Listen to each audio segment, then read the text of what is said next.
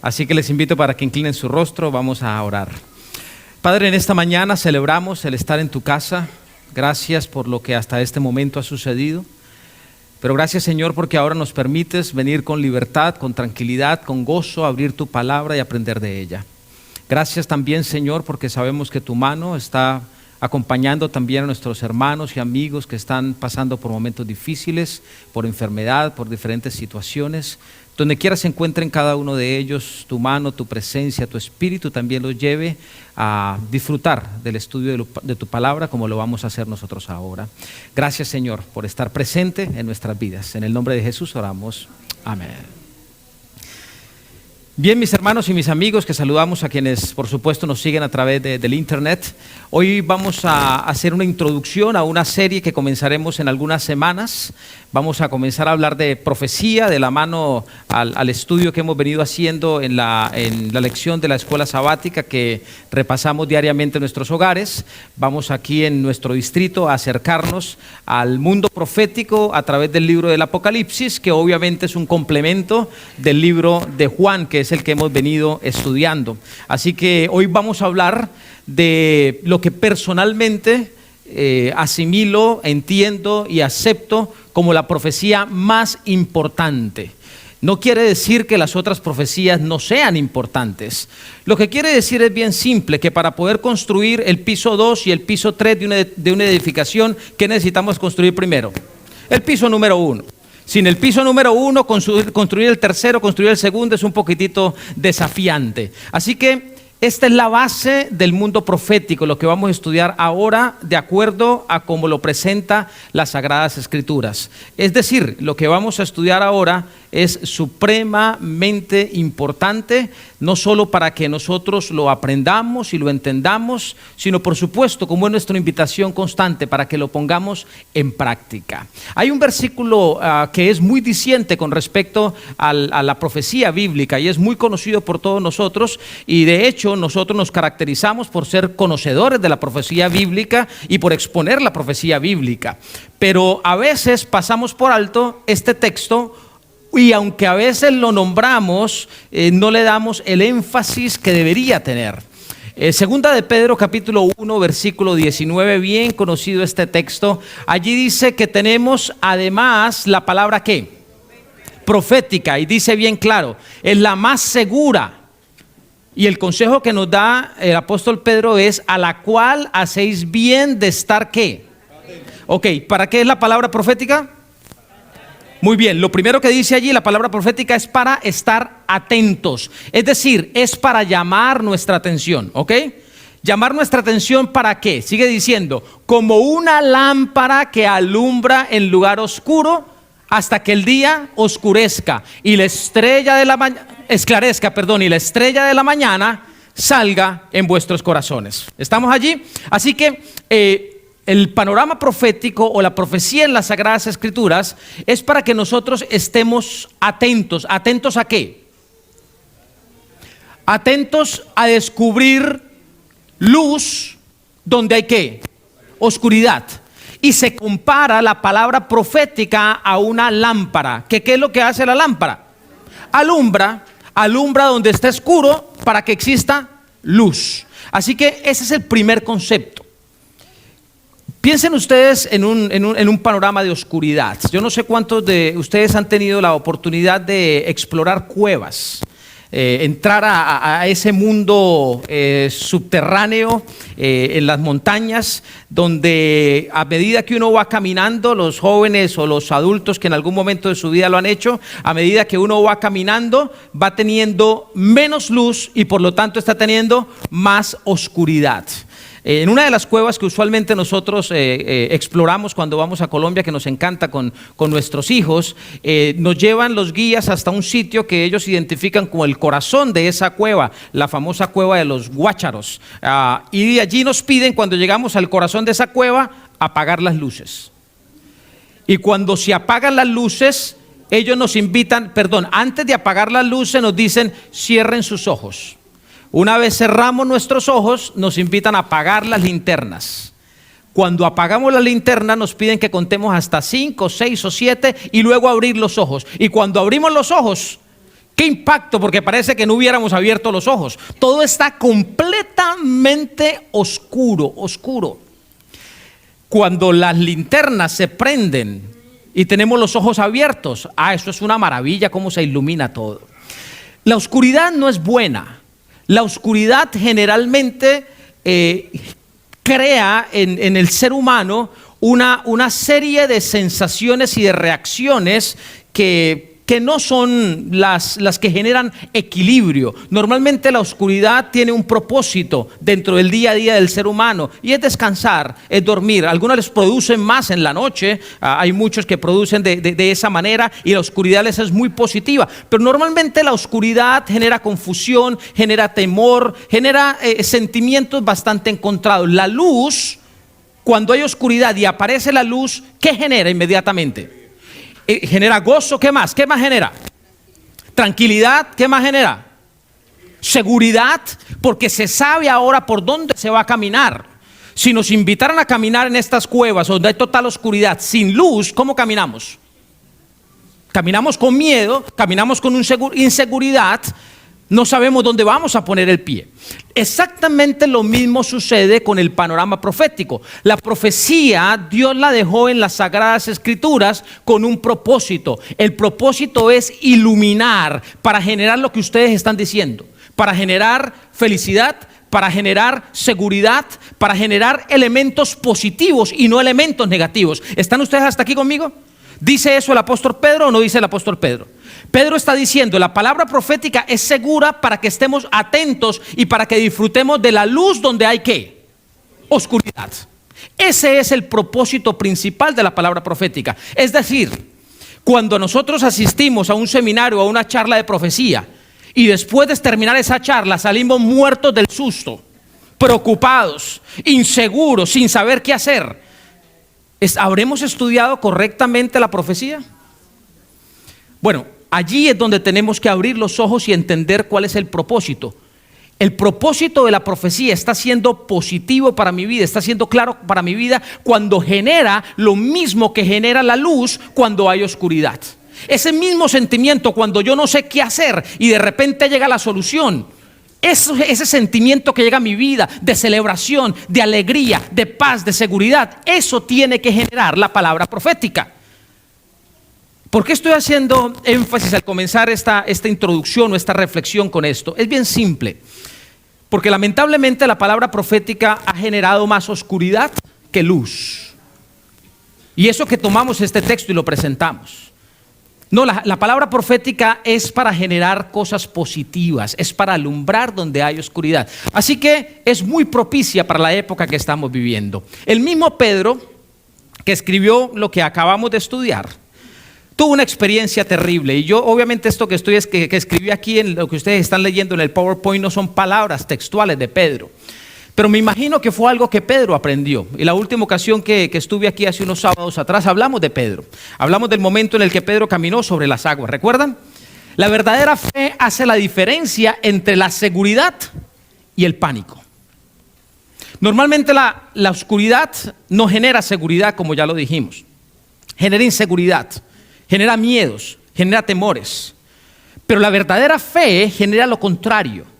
La verdadera fe genera seguridad, genera confianza, genera plenitud. Pedro entendió que su problema era que él estaba caminando sobre las aguas. No sé si alguno lo recuerda. ¿Con qué tipo de fe? Muy bien, qué buenos estudiantes. Pedro caminó sobre las aguas con una fe prestada. Y es por eso, como resultado de caminar sobre las aguas con una fe prestada, que entonces Pedro le pone más atención y ponemos sus ojos más en los vientos que en Jesús. Porque cuando estamos caminando en la vida con fe prestada, la fe del pastor fulanito de tal que predica muy bonito, la fe de la hermana tal que ora muy bonito, la fe de aquel que hace cosas muy bonitas, cuando caminamos en el sendero de la vida con fe prestada, llega el momento en que nuestra visión se fundamenta en los lugares, en las cosas y en las situaciones que no se deben fundamentar. Pedro, al caminar con una fe prestada, Pedro comenzó a ver más los vientos que a la seguridad que estaba caminando sobre las aguas. ¿Acaso no está pasando eso hoy en nuestro planeta? Hoy tenemos más información bíblica, cristiana, que nunca antes en la historia de la humanidad. Es solo hacer un clic y nos viene un montón de información. Hoy deberíamos estar más tranquilos que nunca con respecto a lo que pasa en el mundo. Pero cada acontecimiento que sucede en el mundo, lamentablemente nos está llevando como más en un camino de oscuridad, de pánico, de miedo, que de confianza en el Señor. La verdadera fe hace la diferencia entre la seguridad y el pánico. El doctor Senés estuvo hablando hace unos minutos atrás sobre el famoso coronavirus. Si hay algo que está de moda hoy es el coronavirus. Hace unas semanas atrás lo que estaba más de moda eran los movimientos telúricos. Ya ahora no se habla de la pobre isla de Puerto Rico que sigue teniendo movimientos, sino ahora solo se habla de coronavirus. Y así si nos vamos hacia atrás, vamos de crisis en crisis, saltando de crisis en crisis. Y no nos damos cuenta que quizás, solo quizás, pareciera que estamos siendo muñequitos movidos en la escena del mundo. El coronavirus, como muy bien lo dijo el doctor Senés, es para tener cuidado. Pero definitivamente no es para llenarnos de pánico. Yo no soy epidemiólogo y no voy a hablar como epidemiólogo. No voy a hablar como médico. Yo soy pastor y presento la palabra del Señor. Pero estos eventos no son casuales. Estos eventos forman parte de la luz que nos ha sido revelada a través de las Sagradas Escrituras. Pero hay que entenderlos apropiadamente. Resulta que el coronavirus se creó o se conoció desde los años 1960. Y para la mayoría lo están viendo hoy como si fuera algo nuevo, un virus nuevo. No, el coronavirus no es un virus nuevo. Tiene una mutación nueva que no hay una vacuna para esa mutación. Pero de coronavirus se habla desde los años 1960. Y han habido una serie. Si queremos entenderlo en un lenguaje bien sencillo, este coronavirus no es otra cosa que gripe, que se manifiesta de diferentes maneras. Esto no quiere decir que no hay que tener atención. Muy bien se nos recomendó, hay que tener los cuidados adecuados. Pero no hay que entrar en el pánico. No hay que entrar en pánico. En los últimos días, preparando esta reflexión, he estado leyendo, he estado escuchando, he estado investigando a una serie de epidemiólogos que dicen bien clarito, el coronavirus en este momento que está infectando a muchas personas en el mundo es una gripe. Repito, que no tiene una vacuna que se haya descubierto, que pronto se va a descubrir. Pero en este momento, ustedes saben que todo en el mundo se mide por porcentajes y por estudios. En este momento el coronavirus ha atacado a menos personas y ha matado a menos personas que la gripe o el coronavirus más leve que ha existido desde los años 60 hasta ahora.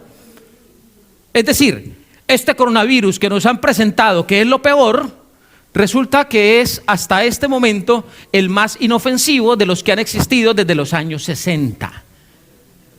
Pero yo encuentro las redes sociales y yo cuando abro mi WhatsApp, cuando voy y miro en Facebook y cualquier redes sociales, hay un pánico generalizado, una cosa pero tremenda. Y resulta que estamos invitando a la gente a venir al Señor porque hay coronavirus y estamos viviendo los momentos finales porque hay coronavirus. Mezclamos las cosas. Repito, no quiere decir que no sea importante. Todos los epidemiólogos coinciden en lo siguiente: hay que tener extremo cuidado. ¿Extremo cuidado en qué? En lo que se nos mencionó ahora. Lavarse las manos, lo principal. Higiene. Lo principal es evitar estarse tocando los ojos comúnmente, especialmente cuando se está en un ambiente donde hay el virus. Los ojos, la nariz, la boca, hay que tener cuidado con unos elementos esenciales. Y si a alguien le fue diagnosticado el coronavirus, pues no hay que entrar en pánico. Simplemente hay que comenzar a tener un tratamiento médico como cualquier gripe, que la mayoría están en casa. Ustedes se están preguntando, ¿y por qué entonces ha matado tanta gente? Sí, ha matado mucha gente, pero no ha matado más que la gripe, repito, más leve de los años 60 hasta acá, que han sido catalogadas como coronavirus. ¿A quiénes les ha quitado la vida? A personas que tienen problemas en su sistema inmunológico, es decir, hay un cuadro inmunológico.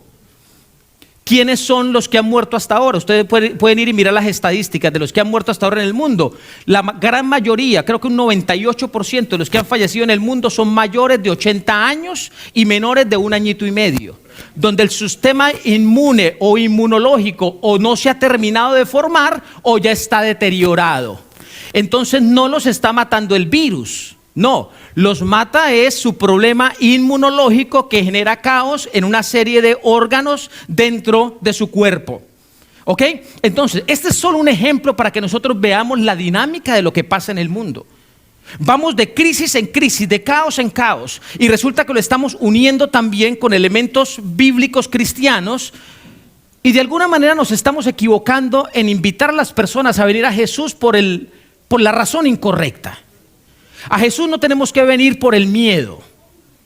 El miedo no debe ser el canal que nos debe traer a Jesús. Que muchos van a llegar a Jesús y sigan llegando a través del miedo, pues alabado sea el Señor. Pero no debe ser nuestra estrategia.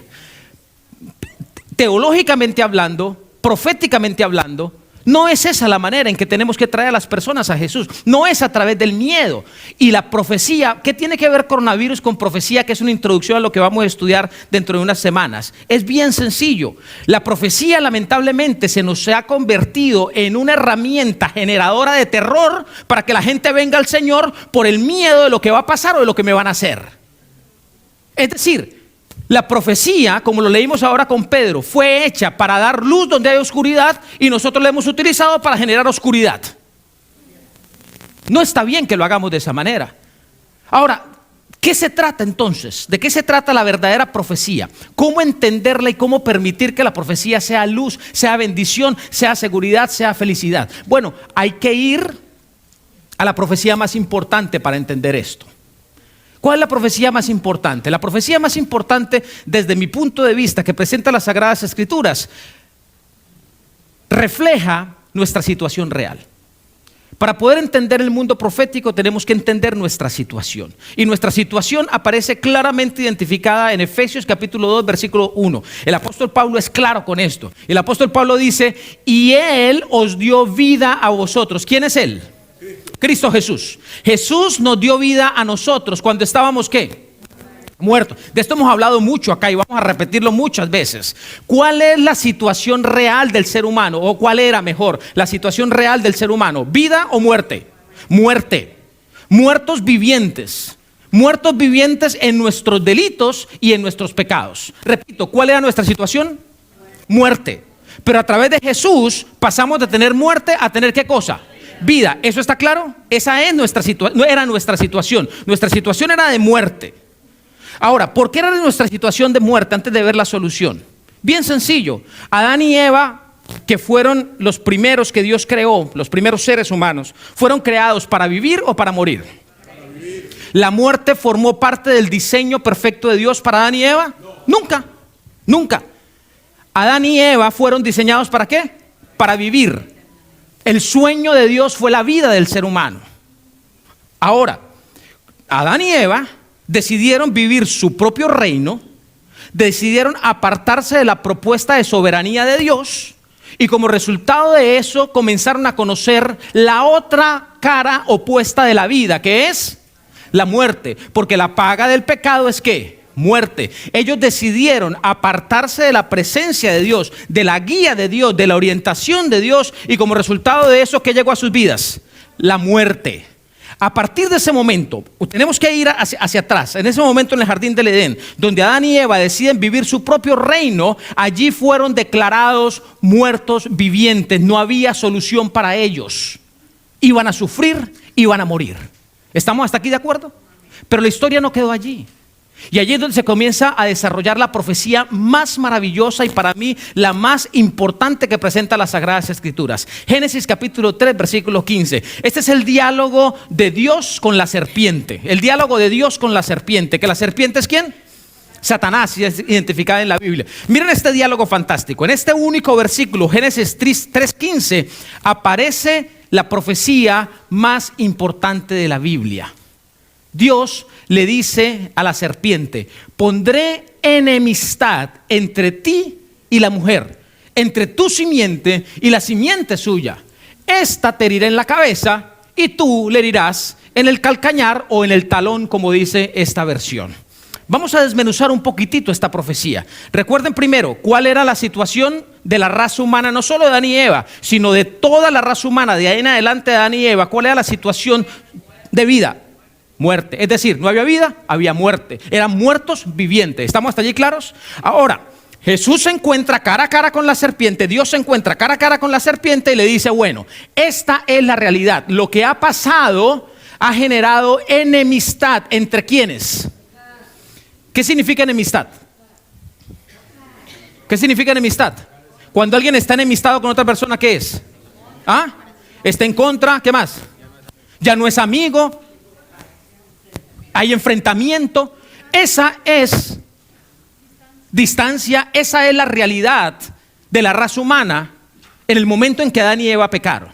Es decir, era tu realidad y mi realidad sin la presencia de Jesús aquí en la tierra. Enemistad, que de alguna manera es lo que sigue sucediendo en el planeta Tierra. Dios le dice a la serpiente, esto que ha pasado ha generado ahora enemistad. Ya dejamos de ser amigos, ya dejamos de disfrutar, ya dejamos de ver todas las cosas lindas como estaban. Esto nos cambia el panorama. Ahora va a haber enemistad entre ti y la mujer. ¿Quién es la mujer? Por supuesto identificaba directamente a Eva, pero a través de Eva presentaba toda la generación de allí en adelante de Eva, y por supuesto una representación profética final de la iglesia, ¿ok? De cada uno de nosotros como parte del cuerpo de Cristo. Así que cuando Dios le dice a la serpiente, pondré enemistad entre ti y la mujer, está diciendo las cosas se van a poner bien mal en relación contigo y la raza humana. Básicamente es eso, contigo y la raza humana. Pero ahora, van a haber descendientes. La mujer va a tener descendencia, que es lo que aquí se conoce como simiente. Y tú también vas a tener descendencia. Pero va a haber una historia al final. La descendencia de la mujer, la descendencia de la Virgen, que es una alusión a la Virgen final, que fue la Virgen María, la madre de Jesús. Ella va a concebir a un hijo. La descendencia de esa madre, la descendencia de la iglesia, la descendencia de Eva va a ser Cristo Jesús. Y Cristo Jesús te va a herir en la cabeza. Esa es una herida de muerte. Es decir, cuando la descendencia de la mujer llegue a esta tierra a través de Cristo Jesús, tú vas a recibir una herida en la cabeza que no solo va a ser una herida que te va a dejar mal, te va a matar para siempre. Ahora tú vas a reaccionar y tu reacción va a comenzar hasta ahora. Y toda tu descendencia de mal, Satanás, va a herir a la mujer, va a herir a la raza humana, va a herir al hijo de la Virgen, pero no lo va a destruir. Tu herida va a ser como una herida en el talón, como una herida en el calcañar, que se va a sanar. Pero lo tuyo va a ser una herida mortal. Esta es la profecía más importante de las Sagradas Escrituras, porque esta profecía muestra hacia el futuro la solución de muerte que recibimos la raza humana a través de Cristo Jesús. Sin esta profecía, ningún ser humano tendría vida. Todos los seres humanos estaríamos condenados a la muerte eterna. A través del hijo de la simiente, de la simiente de la mujer, el hijo, a través de Cristo Jesús, que es la máxima de esa simiente, tú y yo hoy tenemos vida eterna a través de él. Amén. Ahora, la profecía no se queda allí. Miren lo que dice 1 Timoteo capítulo 2, versículos 5 y 6. Porque hay un solo Dios y hay un solo ¿qué? Mediador entre Dios y los hombres. ¿Y quién es ese? El único. Jesucristo, hombre. Ese es la máxima. Él es la máxima de la simiente de la mujer. ¿Quién es?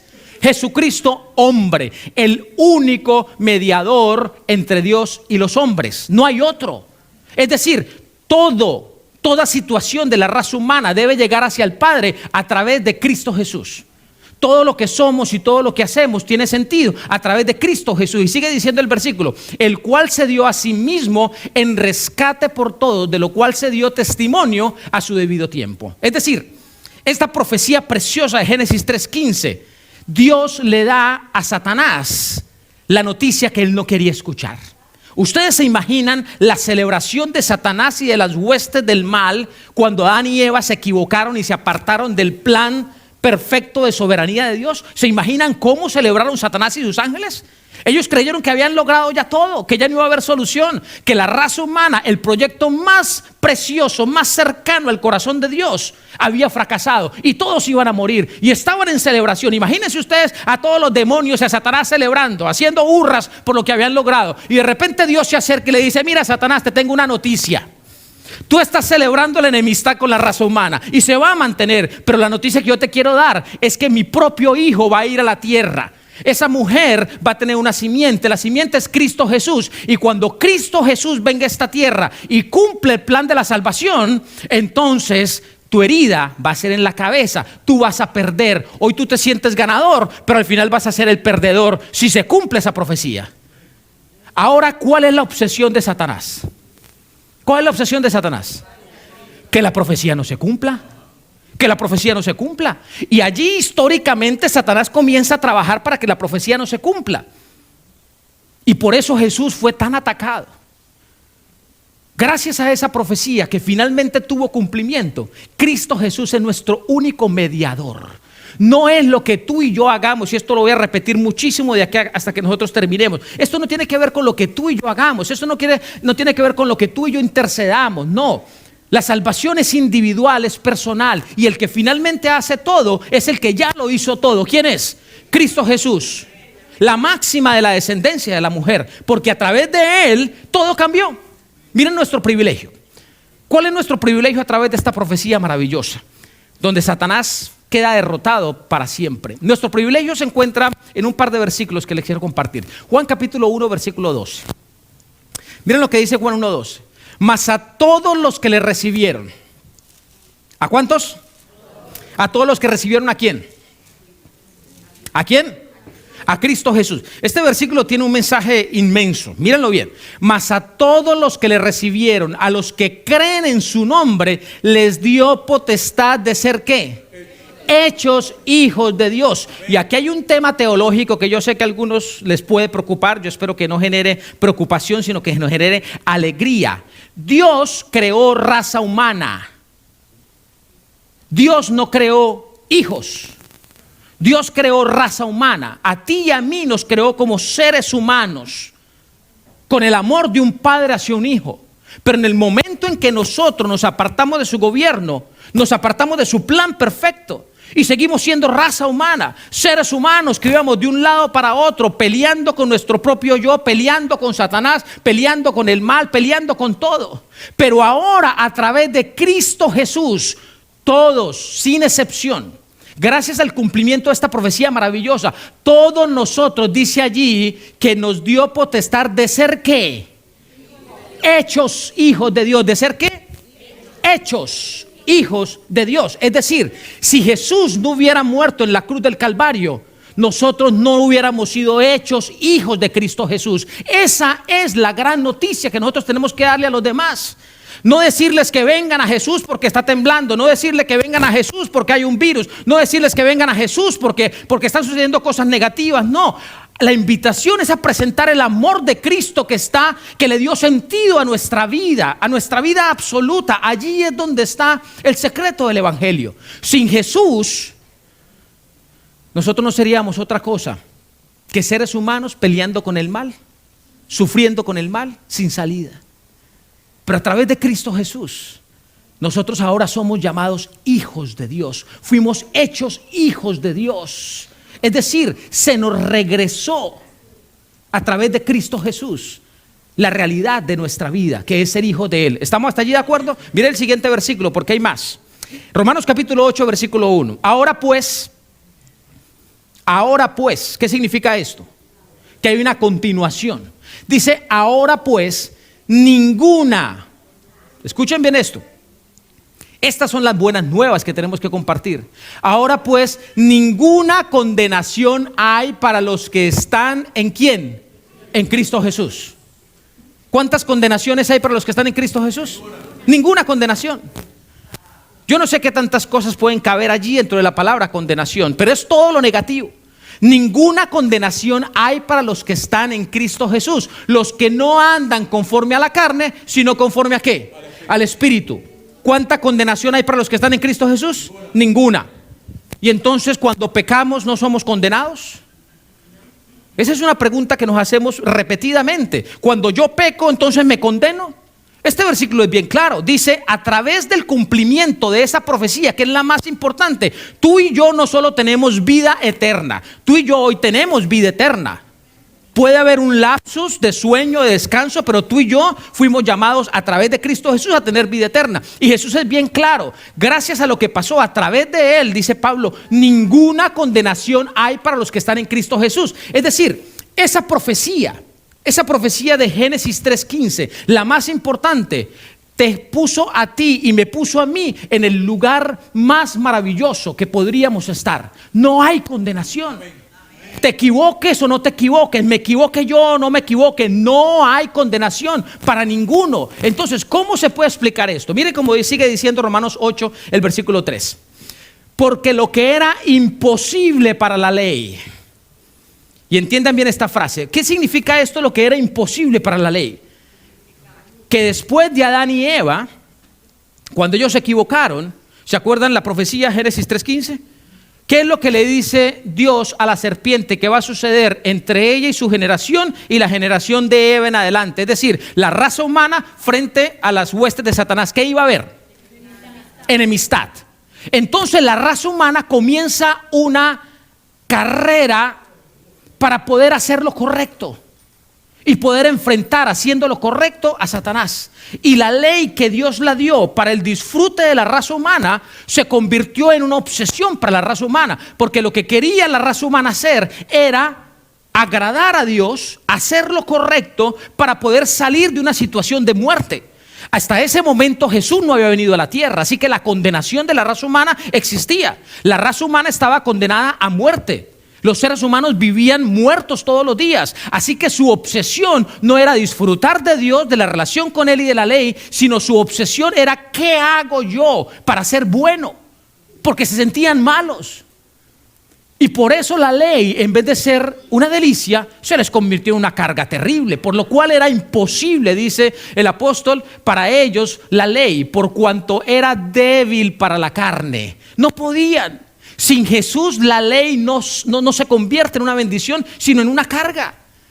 Y la presencia de Jesús, la maravilla de Jesús a través del regalo de Jesús como Salvador en esta tierra aún no se había dado. Por lo tanto era una carga terrible para la raza humana. Querer ser buenos cuando estaban condenados a lo malo. Querer tener vida cuando estaban condenados para la muerte. Y sufrían. ¿Por qué? Porque todos sus esfuerzos estaban movidos por la carne o por el espíritu. ¿Qué dice allí? Estaban movidos ¿por qué? Por la carne. Pero allí, miren, viene el complemento. Lo que ya hemos estudiado se ratifica. Dios enviando al Hijo, es decir, ¿a quién? A Jesús, en semejanza de carne de pecado. Es decir, lo mandó como humano. Lo mandó como pecador. Sin cometer pecado, pero un mundo de pecado. Lo manda con esas características. A semejanza de carne y de pecado, y a causa del pecado. Es decir, la motivación para que Jesús llegara a esta tierra fue ¿qué? El pecado. Lo que pasó allá en el jardín del Edén, Génesis 3:15, el diálogo de Dios con la serpiente. Esto ha generado pecado, el pecado genera muerte. Por el pecado voy a enviar a Jesús, dice Dios, va a llegar a esta tierra el Hijo, el primogénito de la Virgen, el primogénito de la mujer, el primogénito de la iglesia, va a llegar a la tierra, Cristo Jesús. ¿Con qué propósito? Dice la parte final. ¿Con el propósito de qué? Léanlo allí conmigo y léanlo fuerte. ¿Con el propósito de qué? Condenar ¿qué? Al pecado en la carne. ¿Cuál fue el propósito por el cual vino Jesús a esta tierra? ¿Condenar a quién? ¿Al pecado o al pecador? Hay una gran diferencia entre el pecado y el pecador. Jesús vino y condenó ¿qué? El pecado. Es decir, ¿se acabó el pecado? No, no se acabó el pecado. Pero lo que sí se acabó es el efecto de pérdida eterna o de muerte que tenía el pecado. Ese fue el que se acabó. ¿Para quién? Para todo ser humano que decide aceptar a Cristo Jesús y el sacrificio de Él en la cruz del Calvario. ¿Están conmigo? ¿Qué fue lo que condenó en la cruz Cristo Jesús? ¿Al pecado o al pecador? Al pecado. El pecado no dejará de existir. forma parte de este planeta, forma parte de nuestro estilo de vida. Pero aquel que aceptó a Cristo Jesús en su corazón, aunque tenga relación con el pecado no le va a significar muerte, porque ya Jesús pagó por todos los pecados, los que han pasado y los que van a pasar. Y es por eso que el juicio es tan maravilloso. El juicio es genial. Ahora, yo sé que siempre viene la pregunta que a nuestra mente, bueno, y entonces, por lo que usted está diciendo, pastor, y esto usted me lo han escuchado anteriormente y tengo que volver a repetirlo, por lo que usted está diciendo, entonces, ¿tengo libertad para pecar y no va a tener consecuencias? Ok, acabo de decir una verdad y acabo de decir algo que no es verdad. Ok, ¿cuál es la verdad? ¿Que tenemos libertad para pecar? ¿Tenemos libertad para pecar o no? Claro que sí. Tú y yo decidimos si queremos pecar. Tú decides si quieres hacer de tu vida una miseria. Ahora, ¿pero no vas a vivir consecuencias? Las consecuencias las vas a vivir. Pero el hecho de que peques no significa que estás perdiendo lo que Jesús hizo en la cruz del Calvario. Si tú aceptaste a Cristo Jesús como tu Salvador personal, Cristo Jesús ya pagó por todos tus pecados, los que pasaron y los que vendrán. Yo los veo así como con cara de, eso no está muy bueno. Que mi hijo no escuche esto, porque mi hijo entonces se me va a enloquecer ahora pecando. Eso es parte del libre albedrío. Tú decides cómo quieres vivir tu vida. Eso es como cuando te dan una herencia. La última vez también hablamos de herencias. Tú recibes una herencia, ¿ok? El consejo de una persona experta en finanzas con respecto a una herencia, ¿cuál es el consejo? ¿Cuál es el consejo sabio de una persona experta en finanzas para alguien que se hizo millonario de un momento a otro? ¿Que lo despilfarre todo o que sepa invertir? Que sepa invertir. Pero el que recibe la herencia tiene el derecho de gastársela como quiera. Si quiere se la gasta. Eso sí, va a recibir consecuencias. Va a pasar aparentemente muy bueno, pero al final le va a pasar lo del hijo pródigo, que se le acabó todo y luego viene el sufrimiento. Y hay un montón de historias de multimillonarios que han terminado en la calle. Es decir, la libertad de decidir la herencia que Cristo Jesús te dio es tuya. Tú decides cómo quieres vivir tu vida, pero lo que tú no decides es la salvación. Pero tú sí decides si quieres vivir mal. Tú decides si quieres perder.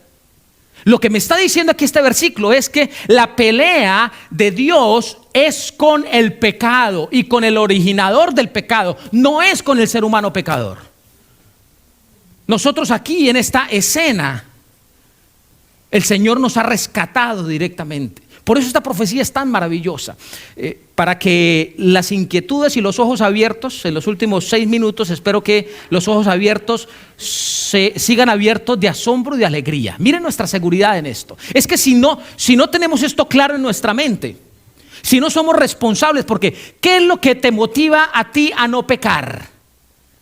No, pastor, es que yo no peco porque yo no quiero perder mi salvación, pero qué ganas de pecar las que tengo.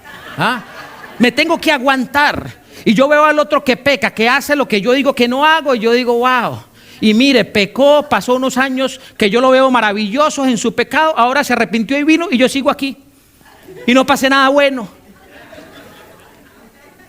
Ese es un evangelio equivocado.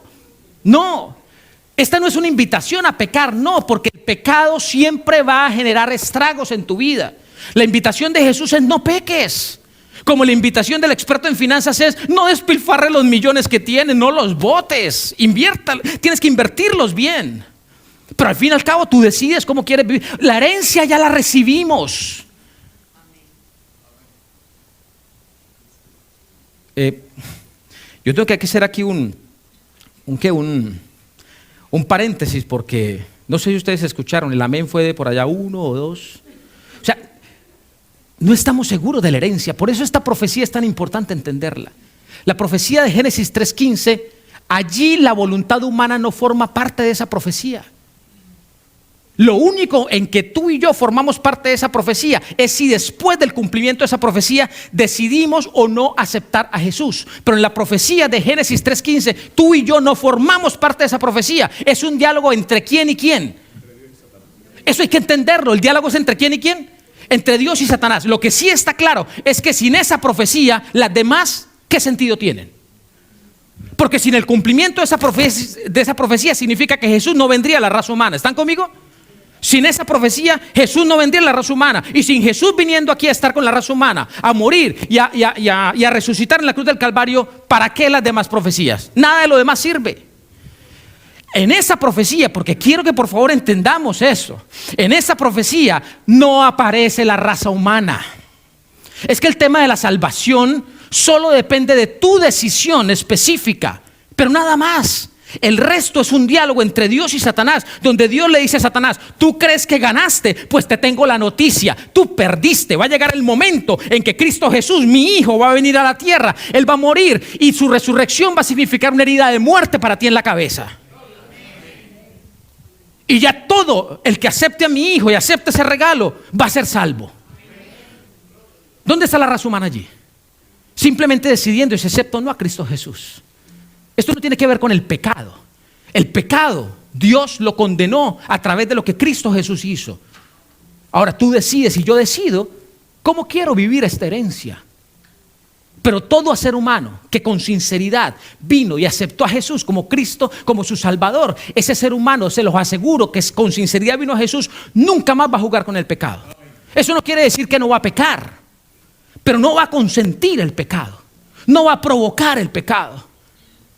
Ahora, cuando ustedes ven un montón de cristianos, que sí, de cristianos aquí en la iglesia unos santos, ya fueron unos demonios, esos cristianos simplemente no han entendido esto. Han aceptado a Jesús sin una entrega total. Por eso es tan importante entender la profecía. Aquí lo que importa es cómo tú has recibido a Jesús en tu corazón, cómo tú vives a Jesús todos los días. Si tú realmente estás viviendo a Jesús todos los días, tu obsesión no va a ser pecar. Mi obsesión no va a ser pecar. Mi obsesión va a ser cada día ser más como Jesús. Así que el problema no está en si peco o no peco, que es donde va nuestra mente. Entonces se puede pecar, no se puede pecar. No, no tiene nada que ver con eso. Eso tiene que ver qué tan cerca tú estás de Jesús.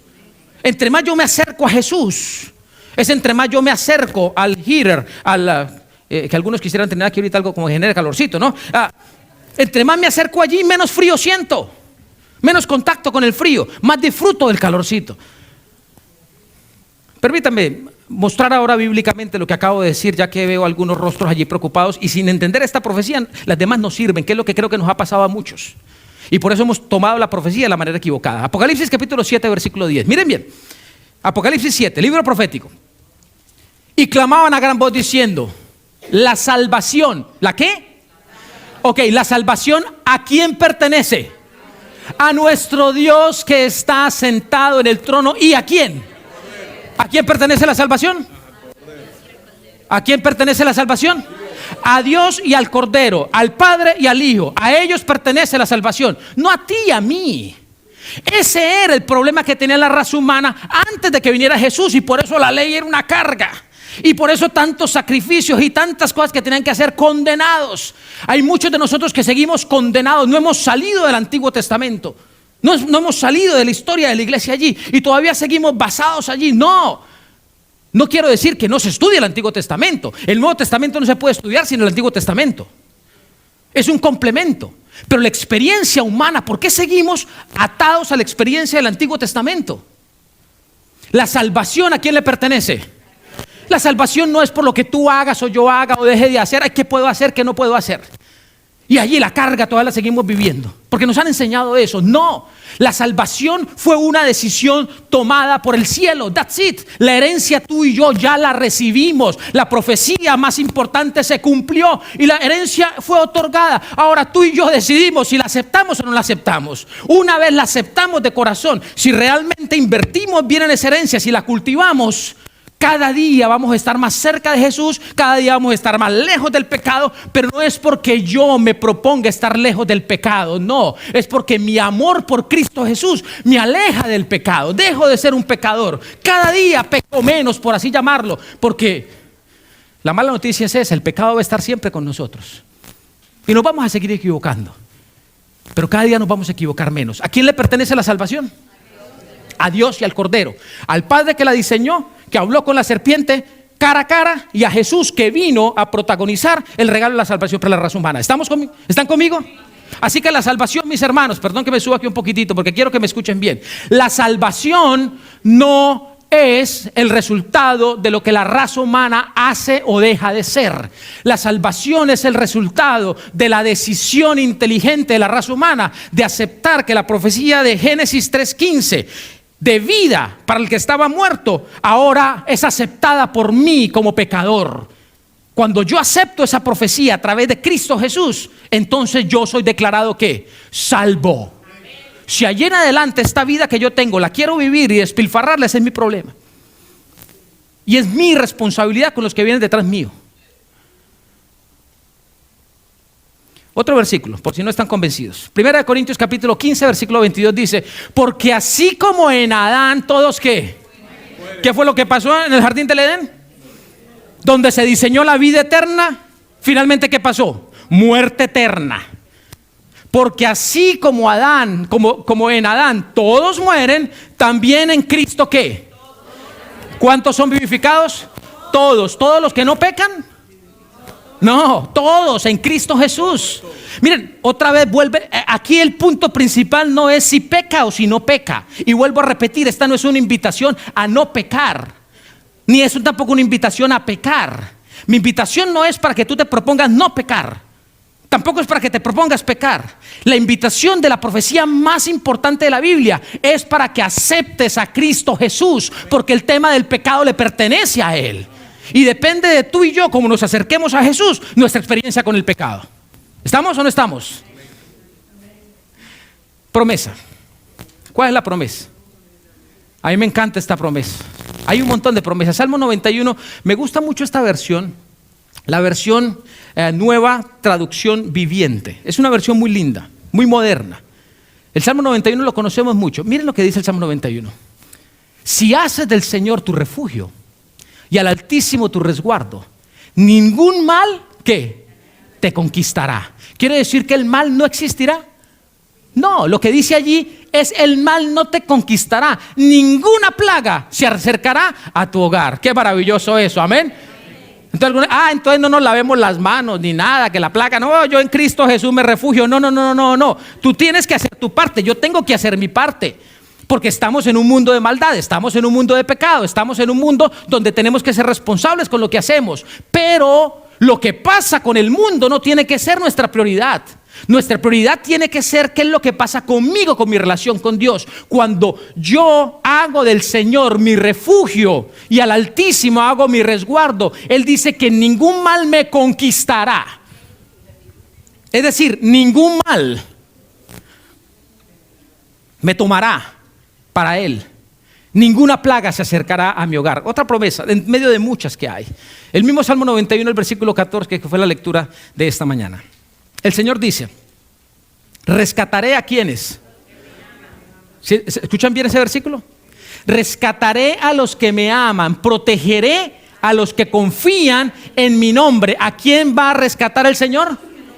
A los que lo aman. Allí está el punto.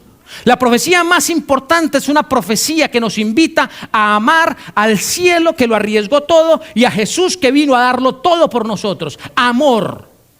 Ese es el contexto de la profecía.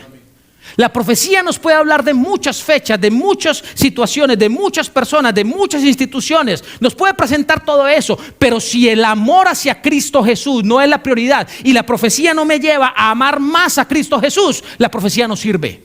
O me la están presentando mal. La manera como me la están presentando está mal. La profecía es perfecta y siempre va a servir, pero depende de cómo me la presenten y cómo yo la acepto. El panorama profético bíblico, Daniel, Apocalipsis, casi siempre que hablamos de profecía, ¿cuáles son los libros proféticos de la Biblia? Daniel, Apocalipsis. Siempre dejamos por fuera el libro de Génesis y dejamos por fuera los demás de la Biblia. Todos se complementan. Toda la Biblia es una sola profecía. Es la profecía que presenta la perdición de la raza humana por su decisión y el plan de salvación de Cristo Jesús. Y su propuesta es una propuesta de amor. El Señor dice: rescataré a los que me aman. No rescataré al que hizo esto o aquello. No, ese es el resultado del amor, que es lo que yo hago.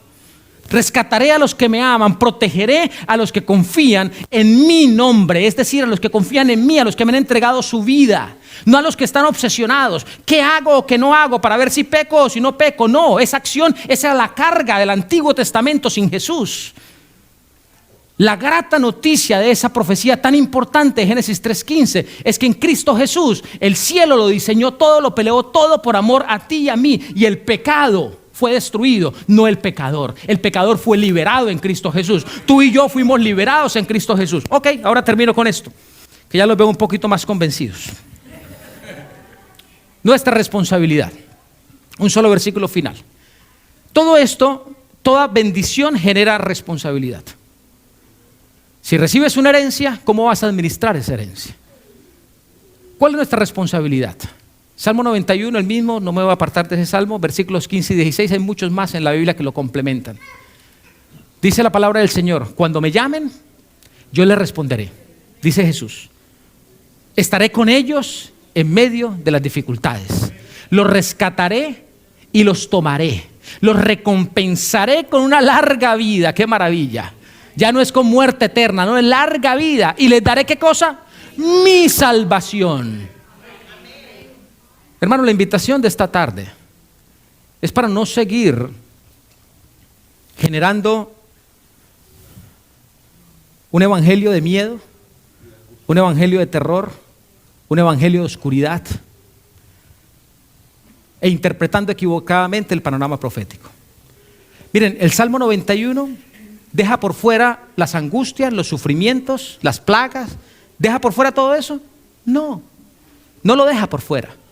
Pero lo que sí está diciendo claramente el salmista es: lo que la raza humana tiene que entender es que cada vez las cosas van a ir de mal en peor. No se asusten. Refúgiense en el Señor, pídanle su sabiduría. Él va a abrir sus ojos para que pasen de simplemente recibir textos y mandarlo, recibir textos y mandarlo. Ay, me mandaron un texto que esto es horroroso, lo mando que es horroroso. Ven a Jesús porque todo está mal. Eso es como cuando le decimos a un hijo: es muy bueno que tú vayas a tu papá cada vez que necesites que te dé plata. Sí, sigue haciendo eso. Ese no es el camino por el cual un padre es agradado, porque el hijo siempre viene a decirle: papá, necesito plata, aquí está la plata. Cuando vuelva a necesitar plata, vuelvo. ¿Le gusta eso a los padres? Y nosotros le estamos diciendo a la gente: todo está mal, todo está terrible, entonces ven a Jesús porque todo está mal. Y la gente sale corriendo y viene a Jesús porque todo está mal. Ah, pero dejó de temblar. Apareció la vacuna contra el coronavirus. Y entonces, ¿qué hacemos los seres humanos? Regresamos otra vez a vivir nuestra vida miserable. Entonces, no, les dije que esto es una responsabilidad. Escuchen bien con la responsabilidad. Nuestra responsabilidad es enviarles a los demás las propuestas maravillosas de Cristo Jesús para reinar en su vida. No perdamos un día. Mira, tú y yo estamos viviendo porque Dios nos dio permiso a través de lo que Cristo Jesús hizo en la cruz del Calvario. Es decir, tu vida y mi vida estaba condenada a la perdición. Ahora nosotros vivimos porque gracias a Él recibimos vida. Todos los días que tú abres los ojos son días que tú y yo no merecíamos vivir, pero estamos vivos por lo que Jesús hizo. ¿Cuál debe ser entonces nuestra responsabilidad con los demás? ¿Llenarlos de terror para que vengan a Jesús o presentarles con claridad las maravillosas noticias de un Dios que en medio de un mundo lleno de dificultades, que en medio de un mundo lleno de aflicción, de sufrimiento, está dispuesto a proteger y a dar salvación? ¿Qué es lo que tenemos que hacer con los demás? ¿Lo primero o lo segundo? Lo segundo. Decirles a los demás qué maravilloso es Jesús. Invitarlos a enamorarse de Él. Hay que dejar de hacerle protagonismo al pecado. Hay que hacerle protagonismo a Cristo Jesús, no al pecado y a la maldad. Yo quiero invitarles en este momento para que oremos al Señor. Yo sé que en el contexto que muchos de nosotros hemos sido formados, es chocante escuchar esta profecía. A algunos les es muy difícil entender que el ser humano no tiene nada que hacer excepto refugiarse en Jesús y aceptarlo a Él. Para muchos les es muy difícil entender eso. Todavía seguimos como el pueblo de Israel. Lo que yo tengo que hacer. Y guardamos el sábado sufriendo con el sábado. Somos fieles sufriendo al ver cómo los infieles la pasan de bien. Entre comillas. Señor, tú me llamaste a vivir en pobreza, pero cómo miramos al otro que haciendo lo equivocado está en riqueza. Y no somos felices. No, esa vida no fue la que el Señor nos llamó a vivir. Miren, si nosotros no estamos recibiendo lo que quisiéramos tener, es porque quizás sin darnos cuenta no hemos entendido el Evangelio de la manera apropiada y nosotros mismos hemos creado la barrera de bendiciones que Dios quiere darnos. El pecado ya fue derrotado por Cristo Jesús.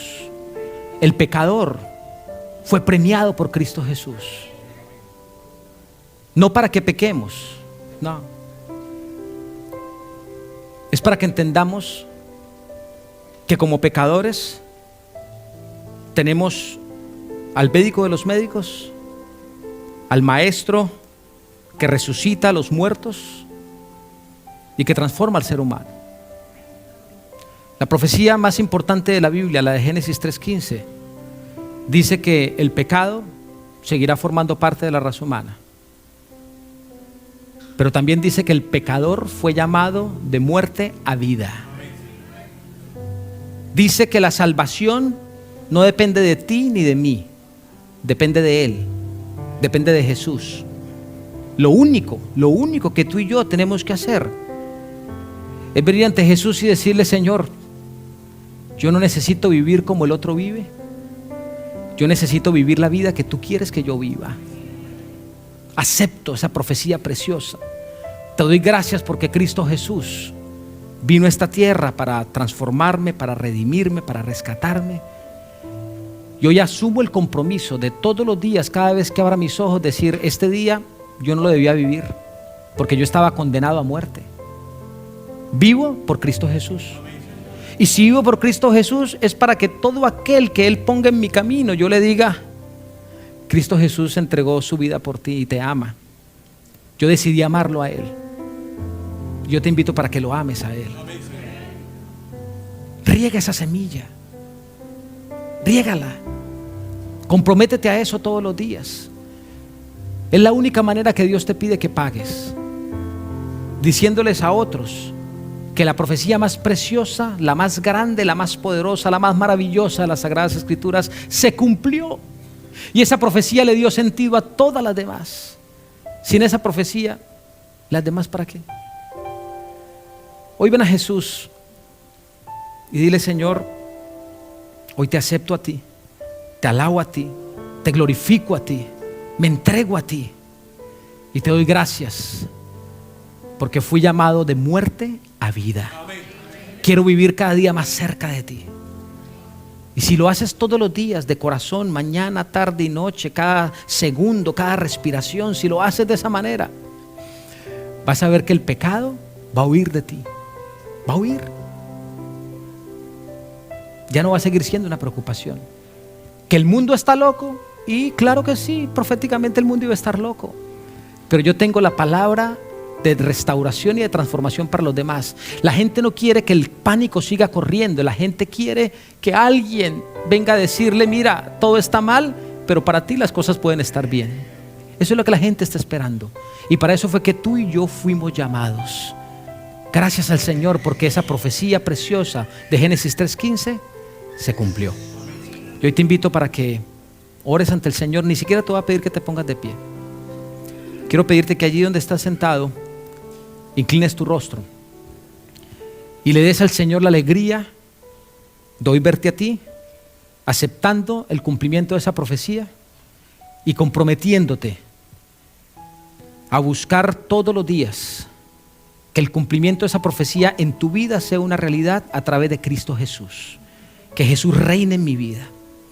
Padre, antes de salir de tu casa, te damos gracias porque la Biblia definitivamente es un mapa precioso desde el Génesis hasta el Apocalipsis. Un mapa de la historia de la raza humana. Una historia que nació como una historia fantástica, linda, una historia muy feliz, que luego recibió el golpe de la influencia y la presencia de Satanás a través del pecado. Y lo que era una historia preciosa se convirtió en una historia trágica. Pero allí apareció esta profecía bellísima. Gracias, Dios. Gracias por ese diálogo cara a cara que tuviste con la serpiente. Gracias porque allí le dijiste a la serpiente: tú crees que ganaste, pero perdiste. Satanás perdió porque Cristo Jesús cumplió esa profecía. Y allí tú y yo ganamos. Gracias, Padre, porque allí ganamos. Padre, que nuestra obsesión diaria sea disfrutar del modelo de Jesús en nuestras vidas, aceptarlo a Él en nosotros a través de tu Espíritu, y que tú nos des entonces visión de vida, una visión de vivir a Jesús y de compartir a Jesús, donde el pecado ya no sea nuestra prioridad. Si peco o no peco, no, es qué tan lejos o qué tan cerca estoy viviendo de Jesús este día. Ayúdanos a tener conciencia de eso, Padre, para que esta profecía preciosa que ya se cumplió hoy también le dé sentido a nuestra vida en medio de un mundo sin sentido, de dolor y de sufrimiento. Hoy presento a cada uno de los que estamos aquí en esta iglesia, de los que están viendo a través del internet, donde nos encontremos cada uno de nosotros. Si en este momento estamos aceptando de corazón a Cristo Jesús, declaramos por lo que tu palabra dice, que el pecado entonces es derrotado y el pecador es recibido por Cristo Jesús para comenzar a vivir una nueva vida de seguridad, de restauración, de perdón y de transformación. Gracias, Padre. En el nombre de Cristo Jesús oramos. Amén. Saludo al que está a tu lado, deséale una tarde muy feliz y celebra que la profecía más importante de la Biblia se cumplió en Cristo Jesús.